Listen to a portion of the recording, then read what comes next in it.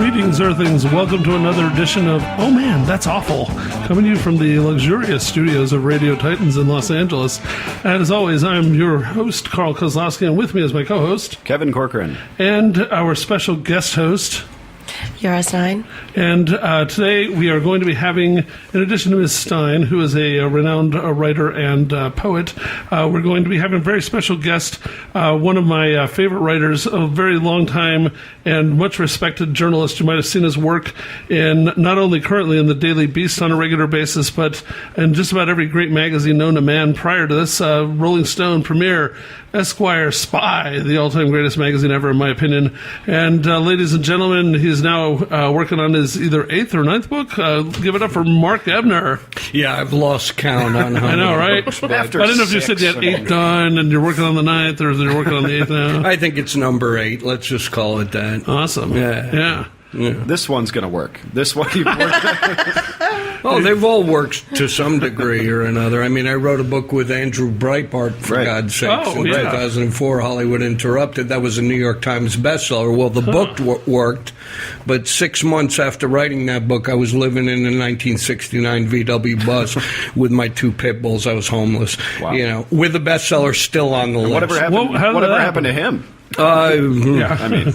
Well, actually, that does open the question in a lot of ways. Yeah, it's, like I always say, Andrew was, it's almost cliche, but I think his heart exploded, and, it's contrary to what a lot of people think about him, in many ways, his heart was just too big for the world. He was a good guy. He was. He's a generous man and a good family guy, and that's all I got to say about Andrew Breitbart. I got my big breaks through him in 2009, but once he was gone, that's when it turned into the monstrosity that it is today, just about it. But anyway, so basically, you're like at the heart of talking about like true crime and entertainment journalism and things like that. And so right now, your latest hot scoop was looking at magician David Blaine, and apparently a less than magical encounter he had with a woman, yes, thank you, and which he worked on, which he's accused of committing rape. I'll tell you about that. I got a call from a guy in New York. I'm just back from New England. I was in Maine, New Hampshire, Rhode Island, Massachusetts, working on this new true crime book. And just before I left, I had the opportunity to drop a bomb, and that was the David Blaine rape accusation story. And this was a model. Her name's Natasha Prince, and she's now an art dealer at the famed Gagosian Gallery in New York. Prior to that, she was a top model, not just like a party favor model. She was big, graced the covers of, all kinds of international magazines, and she had a good career in front of her until she met David Blaine, and she came out and told me the story. And the long and short of it is this: he was mad texting her one night. Some friend of his in New York said, "You got to meet Natasha," and he said, "Come to this place. We're having a little party. I'll send a car." And she's like, "Wow, David Blaine. Okay, I'll go meet him." And there were only 2 other people in this palatial estate in London, and they weren't paying any attention to her. And before you know it, long story short, he had her in a bedroom, told her to finish her drink and then kiss me, and then it was lights out, and she kept kind of coming to and realized, this guy was anally raping her, and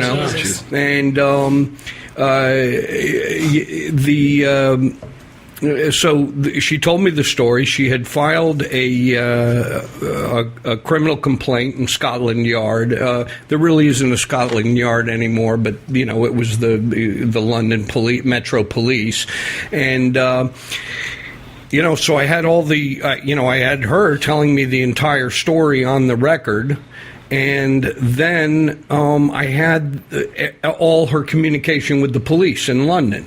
So I'm like, wow, this is an active investigation. In fact, if David Blaine steps foot not just in the UK, but in the European Union, he can be picked up and arrested and brought in for questioning. Wow. So, and this is a touring magician we're talking about here. How long ago was this? This was 2004. She was a very young model at the time. Now, let me describe the phone call. Imagine making the comment call, where you have to call the accused and get their sort of take on whatever it is. Well, I had to call David Blaine, and I had his cell phone number. And and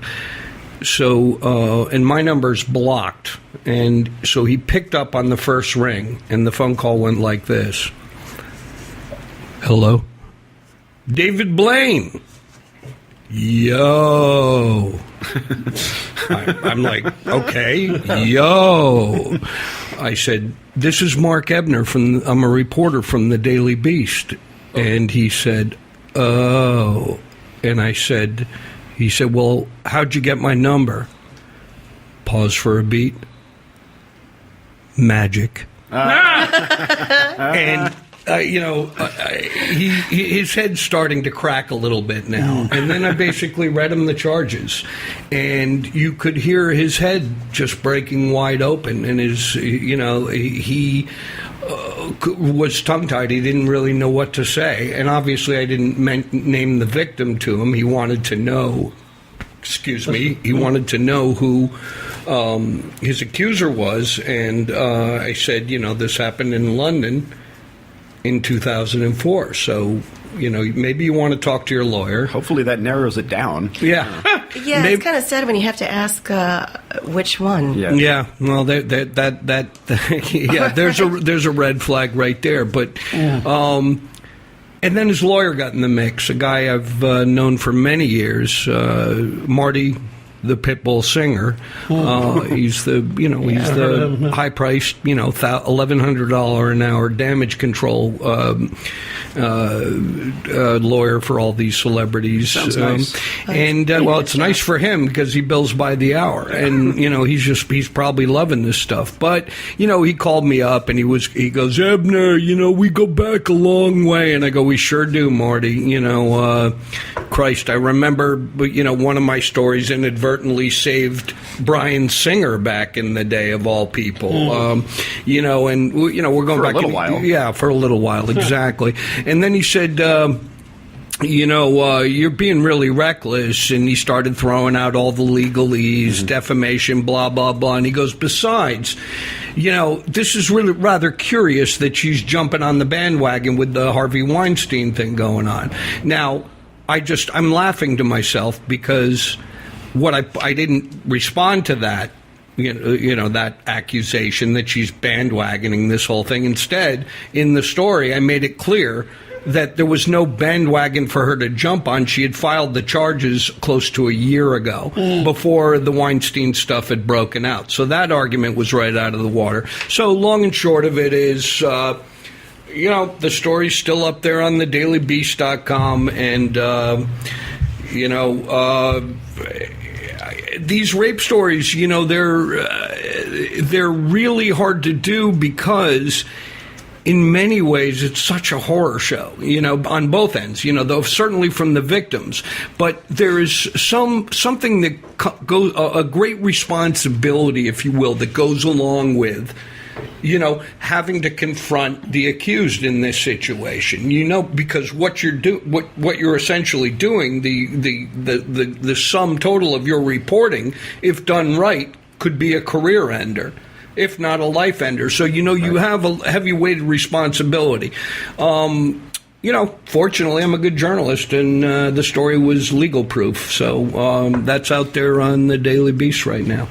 Well, so with regard to the charges were filed a year ago, how come they were surprised that they were hearing about them as if from you for the first time? Did the police not bother to tell them that, hey, you've been charged with rape? You would think that would be known right off the bat, no? Well, that's interesting. I mean, one of his biggest stunts was hanging in a contraption over the Thames River. So he's big in the UK. He's big all around the world. Excuse me. And it's the charges were filed, the investigation was open. My guess is he hasn't set foot in the EU for the last 11, 12 months, because if he would, they would have hauled him in for questioning. So, this is something that happened in England, and they're just waiting for him to come in, and they need to talk to him. He's probably a Brexit supporter then. Yeah. At this point, yeah. Wow. So, in general, though, this is a very unusual time in that so many people, I think there's now been over 100 major male leaders in different major fields in America that have been accused of this kind of horrific behavior. And, certainly people know the leading ones, Weinstein, Kevin Spacey. So, I mean... I'll throw Trump in the mix. Right. Has he really been accused? I'm not trying to... Oh, yeah. 16 times. Yeah. Oh, shit. Okay. Yeah. Oh, yeah. So, yeah. When you open cross suits the against dozen line, I think it's worth noting. I'm going to round up to 20. What did you say, Gar? I said when you cross... Oh, no, I heard. Yeah, I haven't heard. I'm sorry. They've been legally reported. I mean, they're legal case files against him. So so where does that go with him in particular? Do you think does any of this, is he untouchable as president, or do you think this could bring him some serious problems, or not that he doesn't have enough other things to get hit with, but Right. but also what is it about this wave of accusations that is different than things in the past? I mean, why now? I mean, I'm still confused.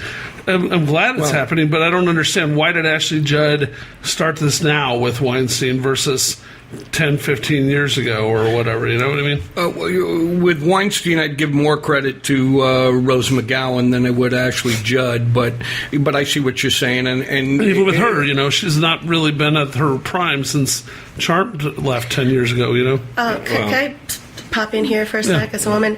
That's part of it, is now that some of these women who are coming out are older and are no longer what you would call highly marketable. Mm-hmm. Okay? Mm-hmm. Right? Because woman over 40, woman over 35, Hollywood. Mm-hmm. You're a mother already at 35, grandmother at 45. Uh-huh. And so now they feel safe enough, and they're friends enough, they're mature enough and secure enough in themselves to have talked to other people, just like with Cosby, for example. And it's like, you too, you that same, et cetera, et cetera.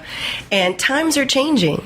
I mean, people are being who they want to be now, and you don't have to, pardon my expression, suck a cock to get a job. Mm-hmm. That's how it always was. Hollywood, jobs, etc. Women, I mean, The Handmaid's Tale, I think, in particular, that being made, women are just tired of not being people. Well, and I think, correct me if I'm wrong, Dr. Dave Robinson. Give me from the women's perspective. I think Trump is actually kind of part of this. That there are all these accusers, and he still got elected. And I think for a lot of women, that was the straw that broke the camel's back. That was boiled over. Yeah. Well, listen, from his own mouth. I mean, Trump said, listen, if you're a celebrity, you can do anything. You can grab him by the pussy, okay? And he wasn't wrong in that respect, because when you talk about abuse and levels of abuse, sexual harassment is, it pervades every industry, Systemic. but with the entertainment business, it's a whole different animal, because of the power structure in Hollywood, and if you have power, whether you're Harvey Weinstein, Trump, the reality show host, Ponzi guy, you do have this kind of power, and you hold it over women's heads, and the end result is it's been viewed for so long as the cost of doing business that the whole casting couch mentality and all that it literally people came to Hollywood, and that's their introduction to it. Is the first place they're asked to sit is the casting couch, and